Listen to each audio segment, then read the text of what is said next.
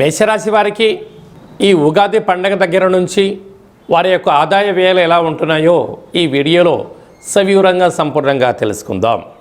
ఆదాయం 11, వ్యయం 5. అంటే ఒకవైపు ఏలనాటి శని ప్రారబ్ధ సంచార స్థితిలో ఉండగా అద్భుతమైనటువంటి ఆనందానికి, ఐశ్వర్యానికి, సంపాదనకు కొదవలేదు అని చెప్పి మనకు జ్యోతిర్విజ్ఞానం తెలియచేస్తుంది.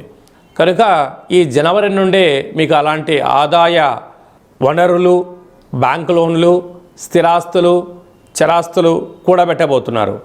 అంటే మనం 11 రూపాయలు సంపాదిస్తే కేవలం 5 రూపాయలు ఖర్చు అవుతున్నాయి, 6 రూపాయలు మిగులుతున్నాయి. కనుక స్థిరాస్తులు, చరాస్తులు, వాహనాలు, బంగారాభరణాలు, క్రయ విక్రయాలు యోగదాయకంగా ఉండే పరిస్థితి ఉంటుంది. అలాగనే ఎదిగే కొద్దీ ఒదిగి ఉండాలని చెప్పి జ్యోతిర్విజ్ఞానం తెలియచేస్తుంది. రాజ్యపూజ్యం 2, అవమానం 4. కనుక దయచేసి అప్పులు ఇవ్వద్దు, అప్పులు కూడా తెచ్చుకోవద్దు. దీనివల్ల అప్పులు ఇచ్చి శత్రువులను మూట కట్టుకునే పరిస్థితి చాలా అధికంగా ఉంటుంది. కనుక ఈ ఆంగ్ల సంవత్సరం నుండి మరియు ఉగాది పండుగ నుంచి మీ జీవితంలో ఎనలేనటువంటి మంచి మార్పులు రాబోతున్నాయి.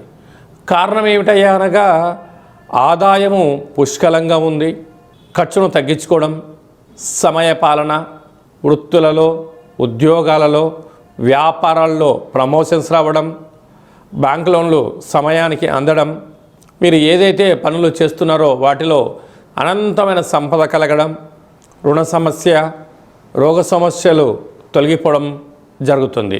కనుక మీరు ఎన్నో సంవత్సరాలుగా ఎదురు చూస్తూ ఉన్నారు.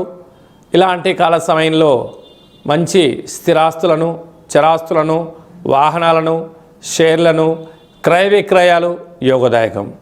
సాఫ్ట్వేర్ రంగంలో ఉండబడిన వారు, హార్డ్వేర్ రంగంలో ఉండబడిన వారు, వ్యవసాయ సోదరీమణులు, గృహ భవన నిర్మాణ కార్యక్రమం చేసేటువంటి వారు, డాక్టర్లు, ఆహార ఉత్పత్తులు, సంపూర్ణమైనటువంటి మెకానికల్ రంగంలో ఉండబడిన వారు, అదే కాకుండా రాజకీయ క్షేత్రంలో ఉండబడిన వారందరికీ కూడా ఈ యొక్క ఆంగ్ల సంవత్సరము చాలా బంగారు భవిష్యత్తు రోజులు ఉన్నాయని చెప్పి గమనించగలగాలి. కనుక మనకు గురువారం రోజున జనవరి, గురువారం రోజునే మనకు ఉగాది పండుగ ప్రారంభం అవుతుంది. కనుక శ్రీ మేధా దక్షిణామూర్తి స్వామి యొక్క దర్శనము, ఛాయాచిత్రాన్ని రోజు దండం పెట్టుకోవడం వలన సకల శనిదోషం తొలగి, అంటే ఒకవైపు ఏలనాడు శని ఉండినను గురువు యొక్క ఆశీస్సుల వలన